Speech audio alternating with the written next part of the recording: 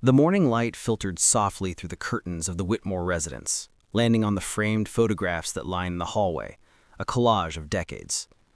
Daniel Whitmore stood by the kitchen counter, his hands wrapped around a cup of black coffee, eyes fixed on the steam curling upward like faint ghosts of memory. Margaret hummed quietly as she watered the orchids by the window, wearing her pale blue robe, her movements precise and measured, as if every gesture had been rehearsed for years. They had been married for 38 years, and by all appearances theirs was a marriage others admired, stable, respectable, even enviable.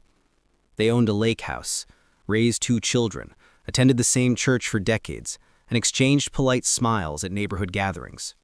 To outsiders, they were proof that love could endure, that devotion and patience were enough to sustain a life together. But inside, Daniel often felt as though he was living beside a memory rather than a person. After retiring from his long career as a cardiac surgeon, his days followed a strict pattern: morning jogs, the newspaper, afternoon walks, evening wine. Margaret had her own rhythm: gardening, bridge club, volunteering at the local library.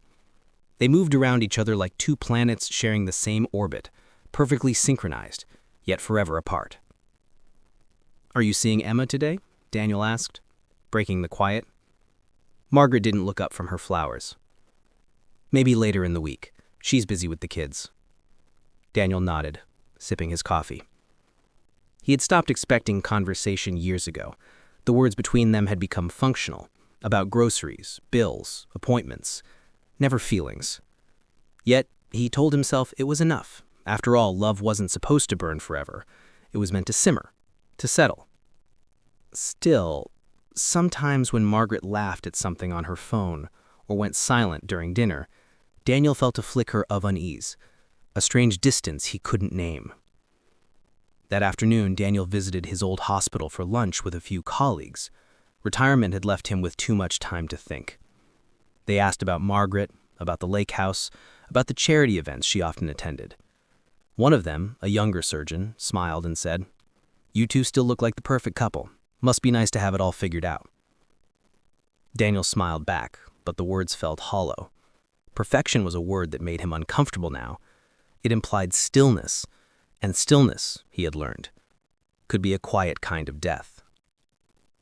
When he returned home, Margaret was sitting at her desk writing in her planner. "You're home early," she said without looking up. Traffic was light. He hesitated. "Do you want to go out for dinner tonight?" She paused, pen hovering midair, then smiled, a polite, distant smile. "I can't tonight. I promised to help the library prepare for their fundraiser. Maybe this weekend." "Sure," he said, though he already knew the weekend would bring another excuse. As the evening descended, Daniel sat on the porch with a glass of wine, watching the neighbors walk their dogs, couples holding hands, teenagers laughing in the streetlight.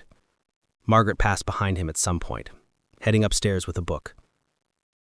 Their lives were a ritual, safe, predictable, and unbearably quiet. Later that night, unable to sleep, Daniel wandered into his study. He opened an old photo album from their early years, pictures of medical conferences, their wedding in 1986, the kids' birthdays, a trip to Yosemite. In every photo, Margaret's smile was radiant, effortless. Her eyes seemed alive in a way he hadn't seen in years. He thought of how she used to leave him little notes in his lunchbox when he worked late shifts, how she would wait up for him with a blanket on the couch. Somewhere along the years, those gestures had vanished. He wasn't sure when. Maybe after the children left, maybe after he stopped noticing her perfume, maybe after he started believing routine was love. He rubbed his eyes and laughed quietly to himself. "You're just getting sentimental, old man."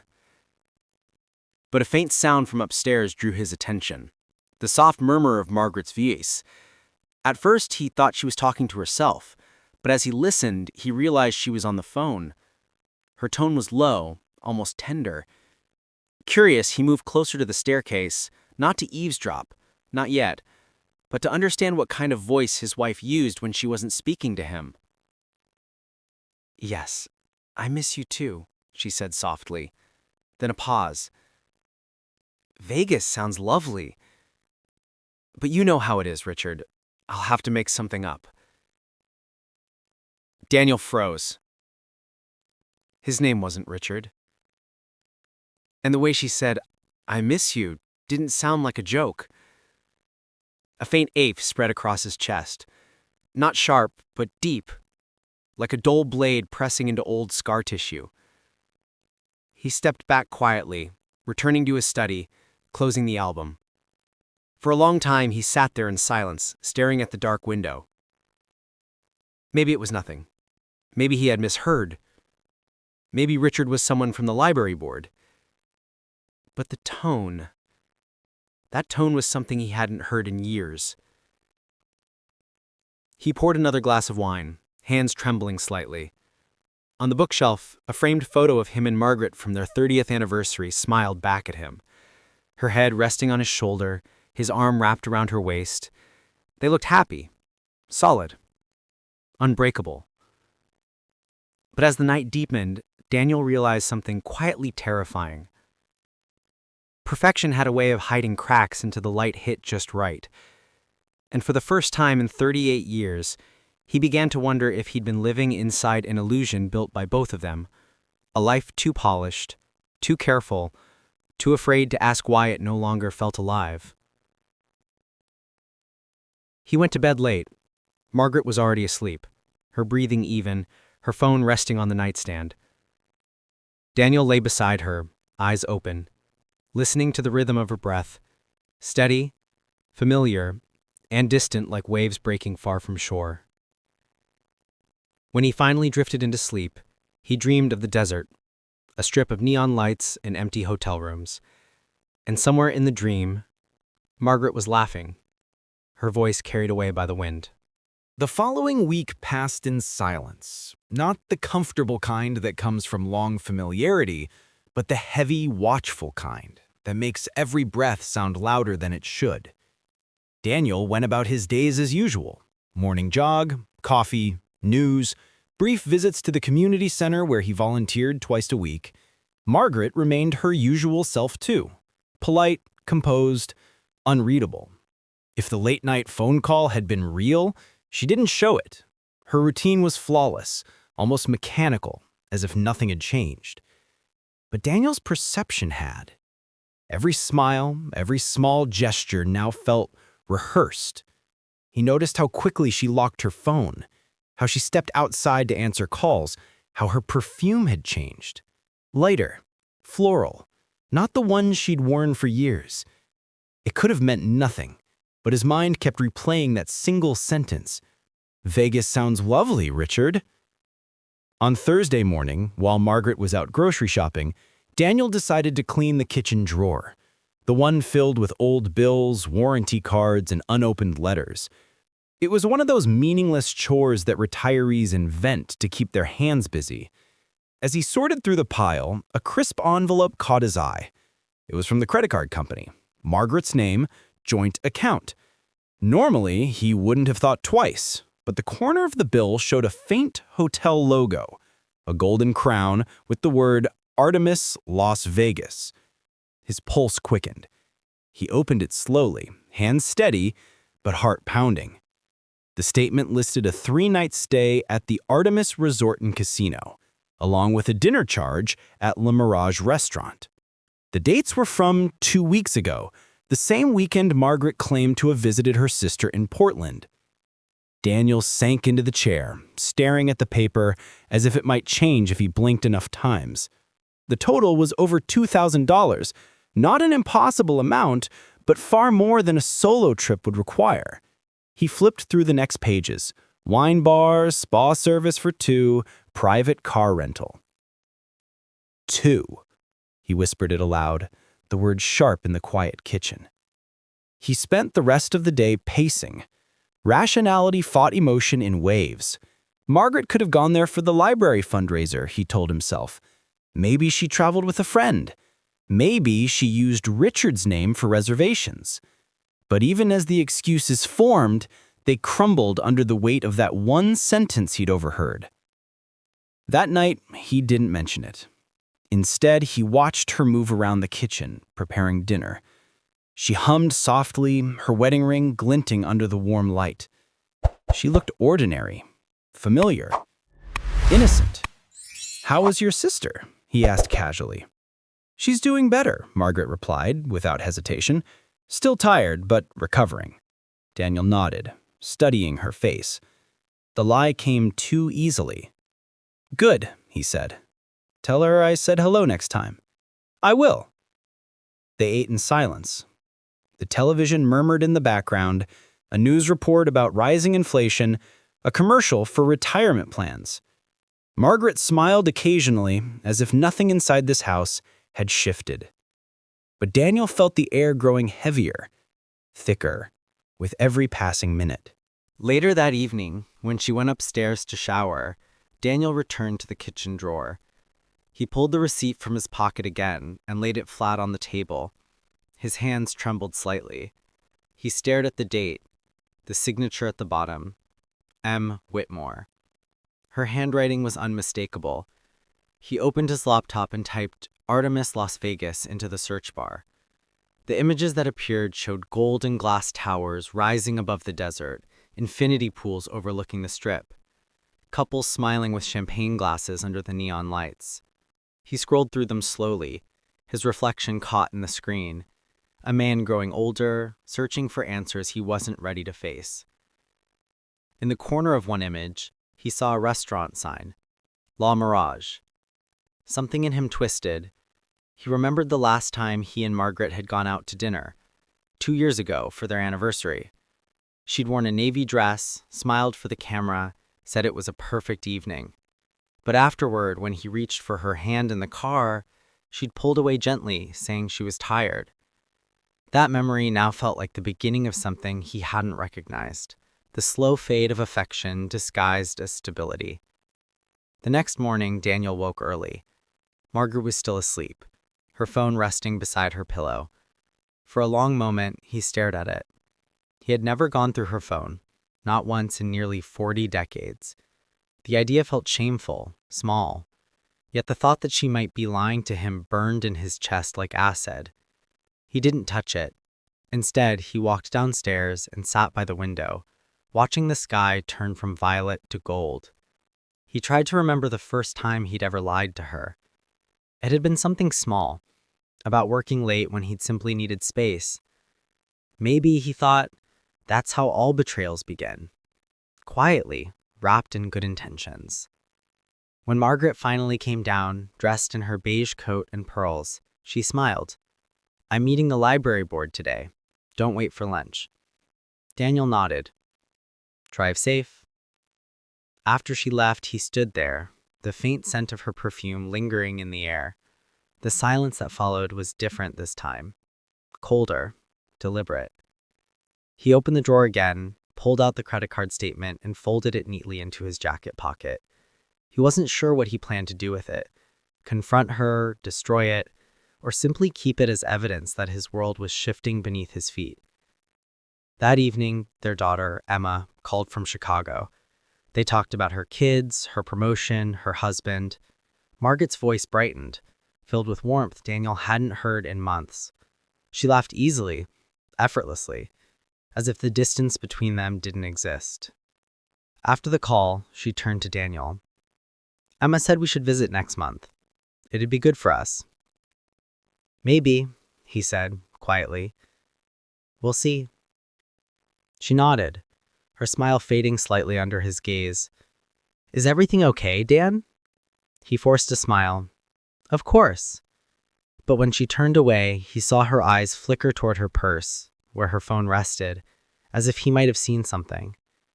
That night, while she slept, Daniel sat alone in the study again. The receipt lay open on his desk, beside a half-empty glass of wine. Outside, the city was quiet, the hum of passing cars like waves against the shore. He stared at the paper until the numbers blurred. It wasn't just about betrayal. It was the years of silence that had led here, the quiet, unspoken loneliness of two people pretending nothing had changed. For the first time, Daniel felt something heavier than anger. It was grief. Not for what Margaret might have done, but for the quiet, patient man he had been, the one who believed routine could replace love. When he finally turned off the light, the receipt remained on the desk, a small, ordinary piece of paper that had just begun to unravel 38 years of his life. The following days unfolded like a quiet storm. Nothing loud, nothing obvious, yet everything inside Daniel trembled. His world looked unchanged from the outside, but every word, every glance now carried a weight he could no longer ignore. He began to watch her, not out of cruelty, but necessity. The kind of silent vigilance born from love that's turning into doubt. Margaret's routine was still perfectly timed. Morning yoga, a trip to the market, phone calls about library events, and evenings spent in the living room, reading on her tablet. Yet something in her gestures had shifted, a lightness, a concealed spark that hadn't been there before. Daniel noticed she smiled at her phone more often. Sometimes she'd type quickly, then lock the screen the moment he entered the room. Once, when he asked what was so funny, she simply said, "Just Emma sent me a meme." But Emma wasn't the type to send memes. He wanted to believe her, he really did, but belief had become a fragile thing. One afternoon, while Margaret was out for her book club meeting, Daniel sat in his study again. The credit card statement lay folded beside his laptop. He'd tried to push it out of his mind, to convince himself it was all some misunderstanding, but the thought kept gnawing at him. Richard. He hadn't spoken to Richard in nearly 2 years. They'd built the clinic together in the 90s, survived impossible shifts and endless nights in the operating room. Richard had been his best man, his confidant, his brother in every way but blood. When Richard retired and moved to Arizona, they'd promised to keep in touch. They hadn't. Until now, Daniel had never questioned why. He opened his email and typed, "Richard Collins." Dozens of old correspondences appeared. Reports, medical cases, invitations. But one email caught his eye, dated just 3 months ago, from Margaret's account. It read simply, "Richard, it's been too long. I'll be in Vegas for the conference next month. Maybe we can catch up. M." He stared at it for a long time, his hand frozen on the mouse. The message wasn't flirtatious or incriminating on its own, but combined with what he already knew, it drew a line that connected all the shadows. He clicked reply, then deleted it immediately. What would he even say? "I'm her husband, tell me the truth." Instead, he printed the email and folded it into the same envelope as the receipt.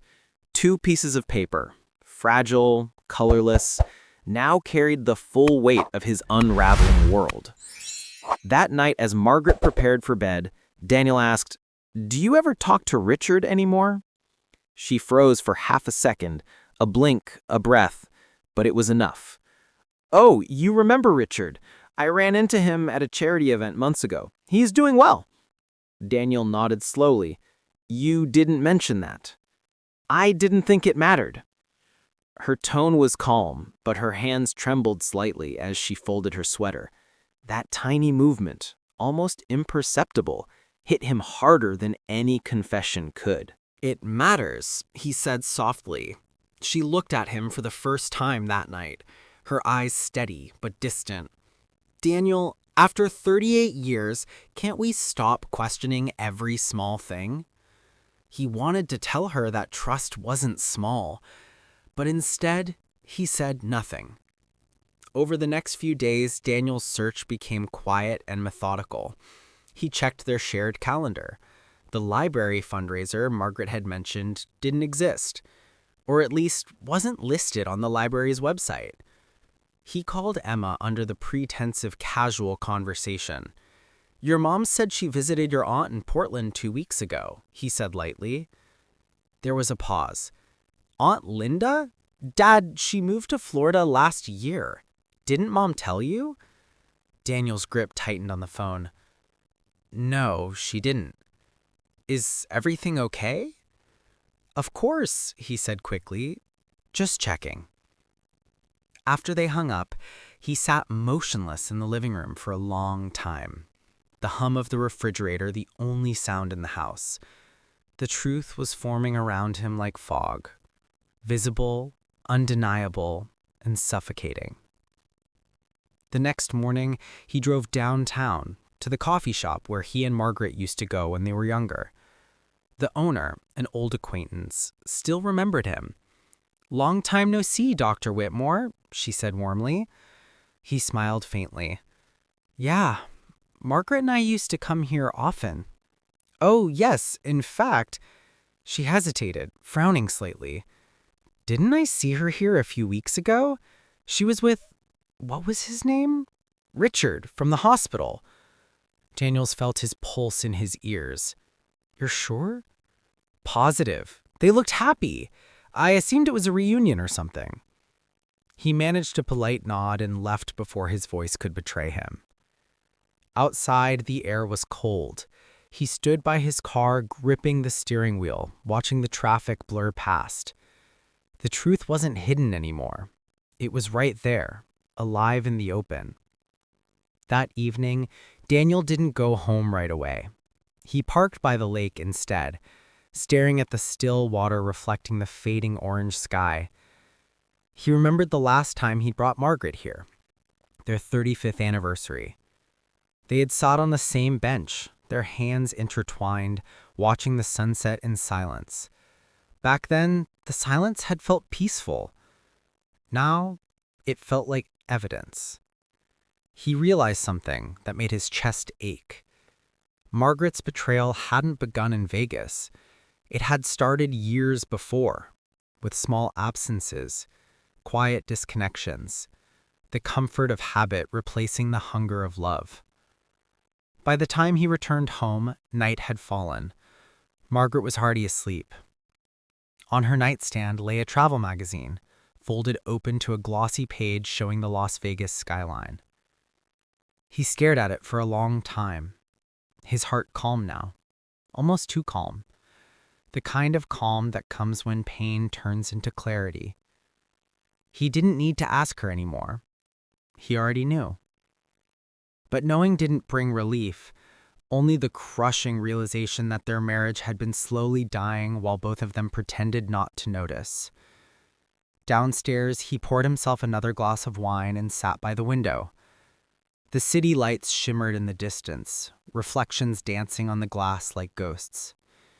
He took out the envelope, the receipt, the email, the truth, and placed it in the drawer beside their wedding album. He couldn't bring himself to destroy it. Not yet. Because some truths, he thought, don't need to be shouted. They just need to be seen. Quietly, painfully, completely. And tonight, for the first time, Daniel saw his life for what it truly was. A story of love that had turned into habit and trust that had turned into memory.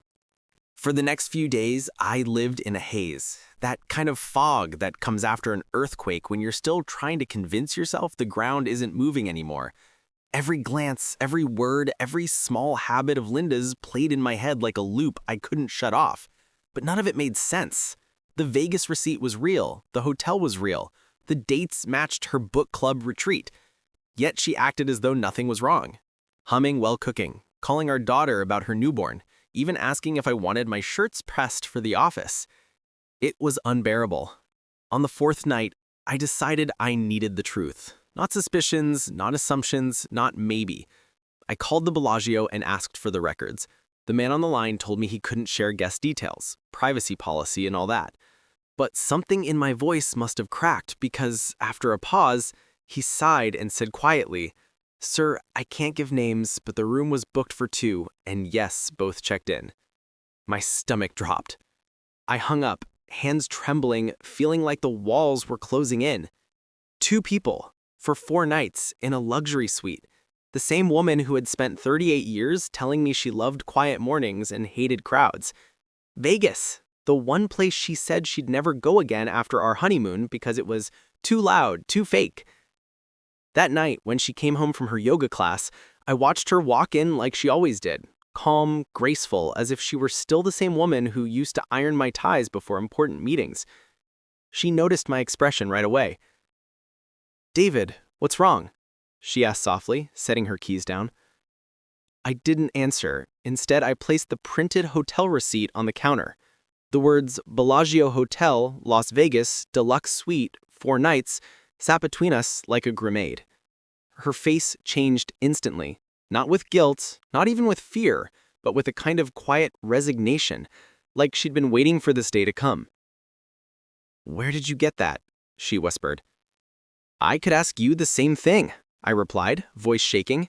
"You told me you were at a book club retreat in Napa." She looked down, silent. "Who were you with, Linda?" Still nothing. Just the ticking of the clock behind us. "Was it him?" I said before I could stop myself. "Your old friend Mark? The one who used to text you late at night?" Her eyes shot up then, wide with something that looked like pain. "David, please don't do this right now." I slammed my fist on the counter. "Don't what? Find out that the woman I've shared a lifetime with has been lying to me?" She flinched but didn't cry. Instead, she sat down at the dining table and folded her hands. "You deserve to know, but please let me tell it my way." So I sat. Linda took a deep breath and began, her voice trembling. "It wasn't Mark. It wasn't anyone you know. It was me trying to remember who I was before all of this." I frowned. "What are you talking about?" She stared past me, lost in thought. "I went to Vegas alone. The reservation was for 2 because I thought maybe I'd meet someone. Not romantically, but someone who could remind me what it felt like to be seen again." My chest tightened. "You're saying you planned to cheat?" She shook her head. "No, I thought I might. That's the truth. I didn't go through with it, but I wanted to know what it felt like to be wanted." It was like she punched me in the gut. I wanted to yell, to accuse, to demand why decades of love and devotion suddenly weren't enough. But the look on her face stopped me. It wasn't defiant or cold. It was broken.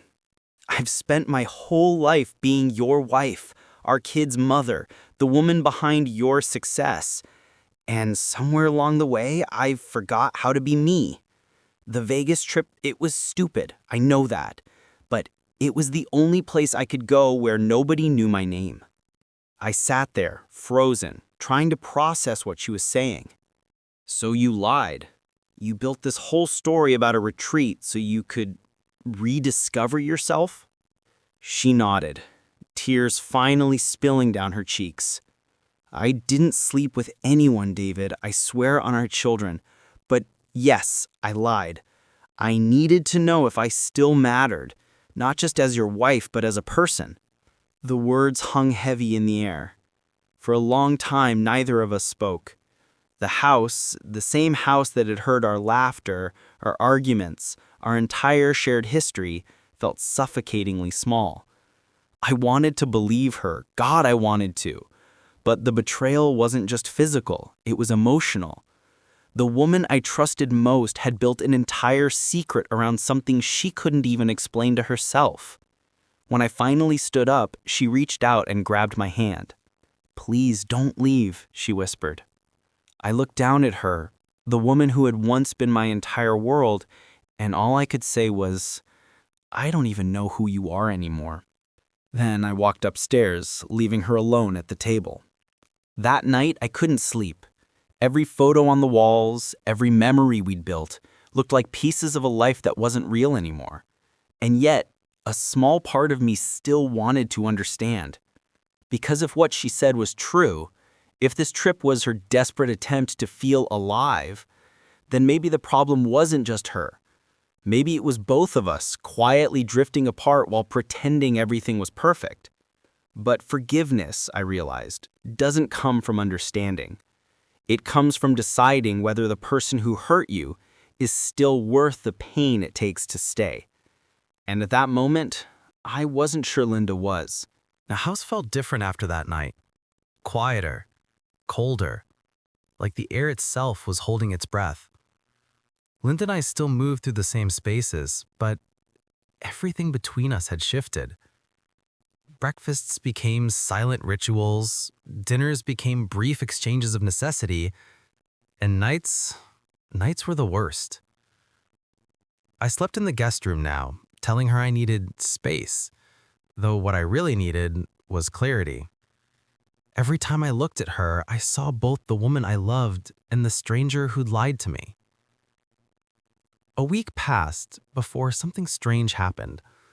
I came home from work to find a small, cream-colored envelope on my nightstand. My name, David, was written in her handwriting, the same looping cursive I'd once loved seeing on birthday cards and grocery lists. Inside was a letter. David, I know I can't fix what I broke. I don't expect you to forgive me. Not now. Maybe not ever. But I can't stand the silence between us. So, if you'll allow me, I'd like to tell you the truth. Not the polished version, not the half-explained one I gave you that night. The whole truth, one letter at a time. Maybe by the end, you'll understand what I couldn't say face to face. Linda. I sat on the edge of the bed, reading those lines again and again. One letter at a time. What did that even mean? The next morning, another envelope appeared, tucked under the coffee pot. Then another, slipped into my jacket pocket. Each one carried a story. Not excuses, not pleas for sympathy, stories. The second letter described the first time she realized something inside her had changed. It was 2 years ago, after our anniversary dinner. You were talking about your retirement plans, about how we'd finally have time to travel, and I remember nodding and smiling, but feeling nothing. Not excitement, not warmth, just emptiness. I hated myself for it. That's when I knew something was missing. Something in me. The third letter told me about the lies she began telling herself before she ever lied to me. I started imagining a different version of me, one who wasn't Mrs. Turner, one who didn't plan meals or wait for you to finish your emails before speaking. I didn't want another man, David. I wanted another life, and I didn't know how to tell you that without breaking your heart. By the fifth letter, I'd stopped pretending I wasn't waiting for them. I'd find myself looking around the house for that cream-colored paper. It was as if each letter was a window into her loneliness. And in some painful way, reading them made me feel closer to her again. But then came the seventh letter, the one that shattered me all over again. There's one thing I didn't tell you about Vegas. The room for two wasn't just a what if. I did meet someone. His name was Daniel. I met him at the hotel bar on the second night. We talked for hours about life, about feeling invisible, about choices we regret. Nothing happened, no affair, no touch, but he made me feel alive in a way I hadn't felt in years.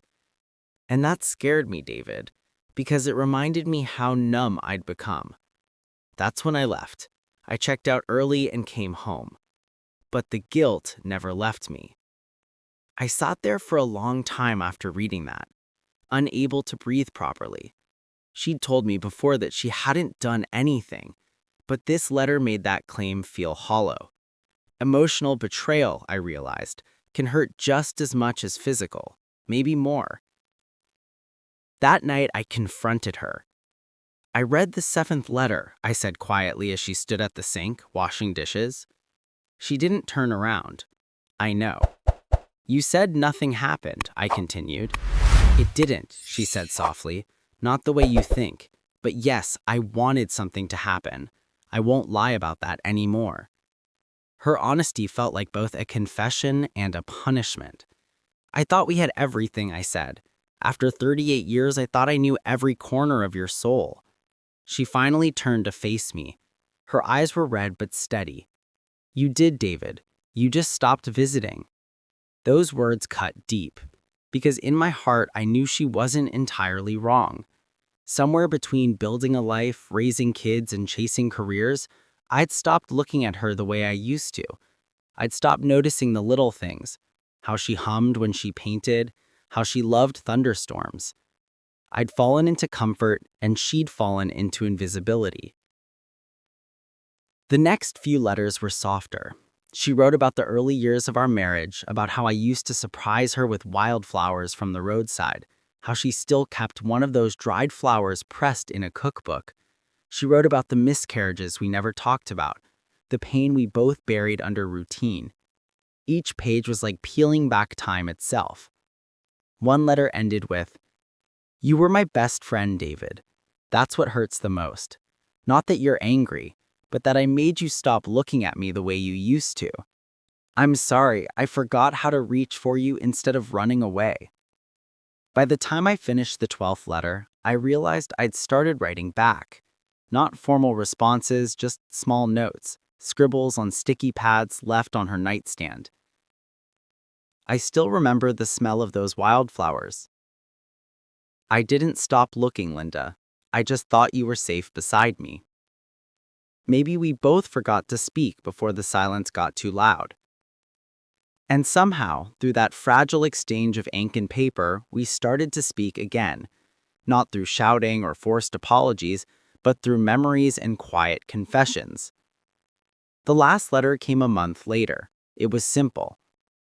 "David, if these letters did anything, I hope they reminded you that I never stopped loving you. I just forgot how to show it.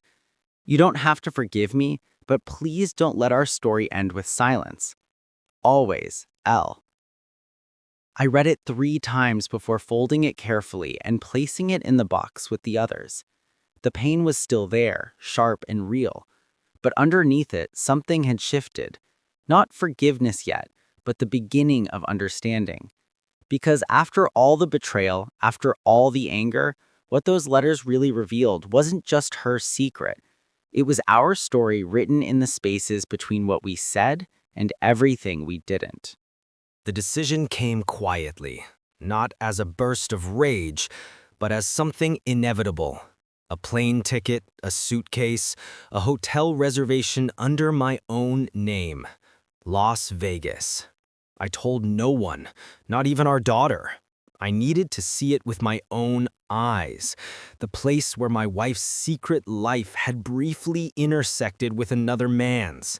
Not to punish her, not to humiliate her, but to understand why. The city greeted me with cruel irony.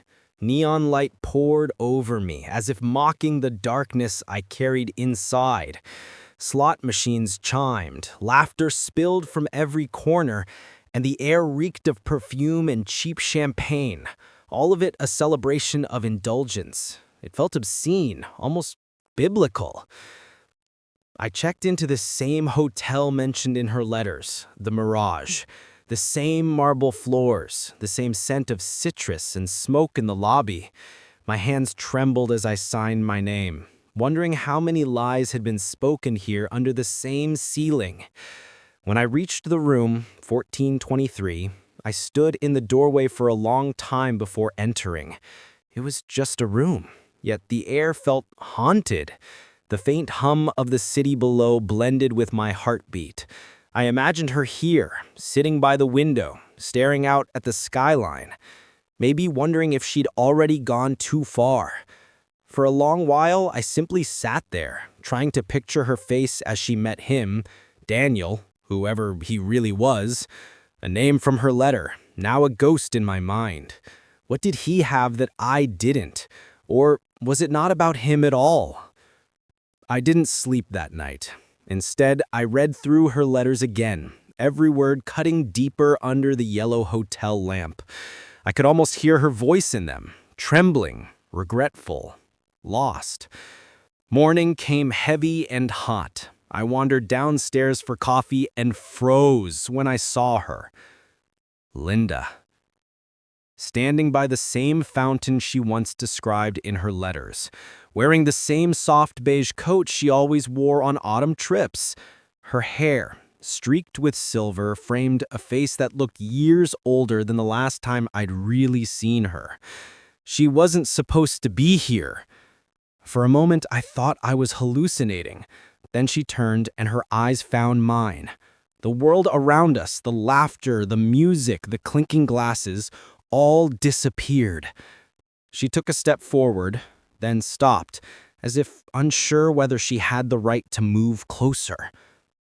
"David," she whispered. "How long have you been here?" I asked, my voice flat. "2 days," she said softly. "I needed to come back, to see it, to remember what I did." Her eyes glistened. She wasn't wearing makeup. For the first time in months, she looked completely real, fragile, human. "I didn't come to fight," I said. "I came to understand." We sat in the corner cafe overlooking the casino floor. The noise was distant, muffled, as though the city itself was giving us space to unravel. She stared at the cup between her hands. "You shouldn't have to understand. What I did was wrong." Maybe, but wrong doesn't happen in a vacuum. I need to know what made you walk out of our life that night. What made you pack a bag, lie to me, and drive here? Linda's voice trembled. "Because I couldn't breathe anymore, David. Every day felt like I was vanishing. The dinners, the silence, the careful smiles. You were there, but you weren't with me. And when Richard invited me here, it felt like someone was finally seeing me again." "Richard," I said, his name bitter in my mouth. "You and him." "It wasn't what you think," she said quickly. "We came here for a medical conference. We had drinks, we talked, but nothing happened. I swear. But I wanted something to happen. That's the truth I was too afraid to say." I leaned back, staring at her, searching for the woman I used to know. "You wanted to hurt me." "No," she said, shaking her head. "I wanted to feel alive. I'd been living like a ghost in my own house for years, and I blamed you, even though I was part of it too." Silence stretched between us, thick, suffocating. I could hear the faint rhythm of slot machines like a heartbeat beneath our words. Finally, I asked, "Was he in love with you?" She looked away. "No, I think he was just lonely too. We used each other to remember what being seen felt like. When I realized that, I left. I booked a flight home that night. You'll see it in the receipt." I wanted to believe her. God, I did. But pain has a way of twisting even truth into doubt. "Do you ever think about what it did to me?" I asked quietly. Tears welled in her eyes. "I think about the look on your face when you found out. I think about how I killed something we spent decades building. But I also think about how we lost each other long before Vegas. That hit me harder than I expected. Because deep down, I knew she was right. We had been drifting for years, letting the distance grow until it swallowed us both." I exhaled slowly. "So what now?" "I don't know," she whispered. "I didn't come here to ask for forgiveness. I just needed to face it, to see the place where I broke us, and maybe to let it go." For a long time, we said nothing. Then, almost without thinking, I reached into my pocket and pulled out one of her letters, the last one she'd written me. "I kept them," I said, placing it on the table. Her hand trembled as she touched the envelope. "Why?" Because even in those words, I could still hear the woman I fell in love with. A single tear slid down her cheek. "Do you still love her?" I stared out the window, where the neon lights flickered against the glass. "I don't know, but I remember her, and maybe that's enough for now." We stood. She hesitated, then gently placed her hand on mine, the faintest touch like a whisper of the past. "Goodbye, David. Goodbye, Linda." And then she walked away, swallowed by the endless current of people and noise and light. For the first time in months, I didn't feel rage or betrayal, just an aching peace, The truth was no longer a wound. It was a scar, and scars at least meant you'd survived. That night, I went back to my room, opened the curtains, and looked at the city blazing below. Somewhere out there, she was probably doing the same. Two people, bound by memory, separated by silence, both staring at the same lights, trying to forgive what the years had done to them. The flight back from Vegas was the quietest journey of my life. I sat by the window, staring at the blur of clouds outside, while the faint hum of the engines filled the silence between my thoughts. Linda had taken an earlier flight, though neither of us planned it that way. It just seemed right. Two separate departures, like the closing of parallel stories that had once shared the same page. Seattle greeted me with gray skies and soft rain, the kind that lingers without purpose. It was almost poetic. I drove home through familiar streets that now felt foreign, the world looking slightly off balance, as if everything had shifted by a few degrees. When I stepped into the house, the first thing I noticed was the smell. Not perfume or cooking, but the faint scent of lemon cleaner, the kind she always used on weekends. She had been here. The mail was sorted neatly, dishes done, sheets changed. On the kitchen counter lay a single folded note beside my mug. David, I didn't want to be here when you came back. I thought it might be easier that way. I'm staying at Laura's for a while. I need space, and I think you do too. Please don't think this is goodbye forever. It's just time for both of us to breathe. Linda. I read it twice, then set it down, unsure whether to feel relieved or abandoned. The house, once our sanctuary, now felt cavernous. Every creak of the floorboards, every photo on the wall seemed to whisper fragments of our life together, echoes of laughter that no longer belonged to us. Days passed slowly. I returned to work part-time at the clinic, not because I needed the money, but because I couldn't bear the silence. My colleagues treated me with careful politeness, as if afraid I might break if they asked how I was. At night, I wandered the living room, stopping by the shelves filled with mementos, vacation souvenirs, old photo albums, a cracked snow globe from New York.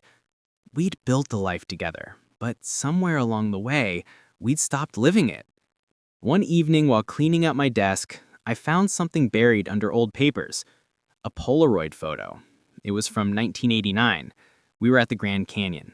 Young, sunburned, smiling so wide it hurt to look at. Linda's head rested on my shoulder, my arm wrapped around her waist. We looked unstoppable then, like nothing in the world could touch us. I placed the photo on the mantel, and for the first time in months, I cried. Not of anger, but for everything we had lost without realizing it. Weeks turned into months. We exchanged polite messages about bills and family updates, never touching the wound between us. Our daughter, unaware of the details, sensed something wrong. "You and Mom okay?" she asked over the phone one night. "We're figuring things out," which was the closest I could get to the truth. But deep down, I wasn't sure if there was anything left to figure out. Then, one afternoon in late February, she called. Her voice was soft, uncertain. David, could we meet? We met at Green Lake, our old walking spot. The air was cold, the sky pale and low. She wore that same beige coat, hands tucked into her pockets, eyes downcast. I've been thinking a lot, she began. About us, about what happened. So have I said. I don't expect you to forgive me. I'm not sure I deserve it. But I wanted to tell you, I've been going to therapy. I needed to understand why I did what I did. And I realized something. I wasn't just running from you, I was running from myself. I listened in silence. I spent so much of my life being your wife, the mother, the caretaker, that I forgot who I was when no one needed me. Richard, Vegas, it wasn't love, it was desperation. And it cost me everything. For the first time in a long time, I saw the woman beneath the guilt, weary but honest. I wasn't blameless either, I admitted. I built walls without realizing it. I thought stability meant love. I thought showing up every day was enough. Maybe it wasn't. Her eyes met mine, and something flickered. Not the old spark, but a quiet understanding. "I don't know what happens next," she said. "Neither do I replied. "But maybe we stop pretending that forgiveness has to look like going back." She smiled faintly, a sad, knowing smile. "Maybe it's enough to just wish each other peace." We walked in silence, side by side, not touching. The sound of geese echoed across the lake. The water shimmered with winter light, cold but beautiful. When we reached the bench where we used to sit years ago, she paused. "Do you ever think we could have made it work if we just talked sooner?" "Maybe," I said. "Or maybe we had to break to see each other clearly." She nodded. "I'll always love you, David, just differently now." "I know. Me too." We didn't hug, we didn't cry. We just stood there, two people bound by a lifetime, letting go without bitterness. As she walked away, her figure grew smaller against the lake's horizon until she vanished around the bend. I stayed behind, watching the water ripple. That night, I came home to the empty house. The photo of us at the Grand Canyon was still on the mantle. I picked it up, tracing the faded edges. For the first time, it didn't hurt. I opened a drawer and found one of her old letters, the very first one. I unfolded it and read the line that had started it all. "Maybe by the end you'll understand what I couldn't say face to face." I smiled sadly. "I think I finally do," I whispered. Then I placed the letter back, closed the drawer, and turned off the light. Outside, the rain had stopped. The air was still. The house, though silent, no longer felt haunted. It felt like a place waiting to be lived in again. Some wounds, I realized, never close the way you want them to. But if you're lucky, they heal into something quieter, something that reminds you you've loved deeply enough to hurt this much. And maybe that's what forgiveness really is. The morning sun filtered softly through the sheer curtains of my quiet house. Once a home filled with laughter, now a sanctuary of silence. It had been 3 months since that night in Vegas, the night everything came undone and began again. I'd since returned to Seattle, sold the house we'd shared for nearly 4 decades, and moved into a modest place overlooking Lake Union. It wasn't grand, but it was peaceful. Peace I hadn't felt in years. After the confrontation, Melissa and I went our separate ways. There was no shouting afterward, no desperate calls or apologies, just the quiet finality of two people realizing the foundation beneath them had long since cracked. She stayed in Las Vegas for a few weeks before flying back to Washington to sign the divorce papers. When she walked into my attorney's office, she looked different. Tired, smaller somehow, like someone who had seen her reflection for the first time and didn't recognize who she'd become. The divorce was clean, no fights over assets, no emotional theatrics. She kept her portion of the retirement funds, and I kept the house until I sold it. We divided memories like property, her taking the photo albums, I keeping the old records and the coffee mug our son had made in 3rd grade. The lawyers called it an amicable dissolution, but there was nothing amicable about ending 38 years of a shared life. Still, as the days turned into weeks, I began to notice something strange. Relief. Not joy, not vengeance, but a subtle release from years of quiet resentment I hadn't even realized I'd been carrying. For so long, I had lived in the comfort of routine, mistaking it for happiness. The Vegas trip hadn't just exposed her betrayal, it exposed how numb I had become. One afternoon, as I was unpacking boxes in my new home, I found something unexpected. A letter. It was one Melissa had written to me, dated nearly 10 years ago, tucked inside an old book of poetry. Her handwriting was still graceful. The ink faded slightly with time. "John, if you're ever reading this, I hope you know that I loved you. I just didn't know how to stay in love with the version of us we became. Somewhere between your morning routines and my late nights at work, we stopped seeing each other." I sat there for a long while, staring at the letter. It wasn't an excuse, but it was a glimpse into the silence that had grown between us. I realized then that maybe her secret Vegas trip wasn't the beginning of her betrayal, it was the end of a long, invisible unraveling. I burned the letter that evening, not out of anger, but to let it go. Watching the paper curl and blacken felt symbolic, an unburdening of everything I couldn't change. My son, Mark, called often. He was the only one I'd confided in about what really happened. "Dad," he said one night over the phone, "I'm proud of how you handled it. You didn't let it destroy you." I laughed softly. "It almost did," I admitted. "But destruction isn't always bad. Sometimes it clears the ground for something better." And something better did come. Slowly, quietly, I started volunteering at a local veterans support group, helping other men navigate divorce, loss, and identity after retirement.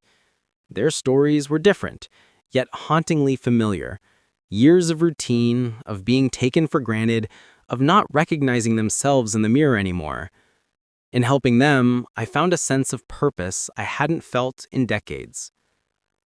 About 6 months later, I received a postcard in the mail. It was from Melissa. No return address, just an image of the Las Vegas skyline at sunset. On the back, in her handwriting, were 6 words: "Thank you for setting us free." I didn't know what she meant exactly. Maybe she'd found peace too. I placed the postcard in my desk drawer, right next to the new life insurance documents and the photo of our son on his wedding day. Sometimes, late at night, I'd sit on my porch with a glass of wine and think about it all. The years, the lies, the laughter, the quiet mornings. If I could go back and change anything, would I? Maybe not, because every painful truth had led me here, to a version of myself that was honest, awake, and unafraid of solitude. Love, I realized, isn't always about holding on. Sometimes it's about knowing when to let go, with grace instead of bitterness, with understanding instead of anger. One evening, as the lake reflected the city lights, I found myself writing again. Not letters of confrontation, but journal entries, small reflections about forgiveness, aging, and starting over. For the first time in years, my words weren't heavy. They flowed easily, like water finding its way around stones. And that night, as I turned off the light and let the quiet fill the room, I whispered a simple truth into the dark. I survived her betrayal, but more importantly, I found myself in its ashes. Because in the end, the story wasn't really about her Vegas trip, or the secrets, or even the affair. It was about rediscovery. About a man who lost everything he thought he needed, only to uncover what truly mattered: peace, freedom, and the courage to begin again.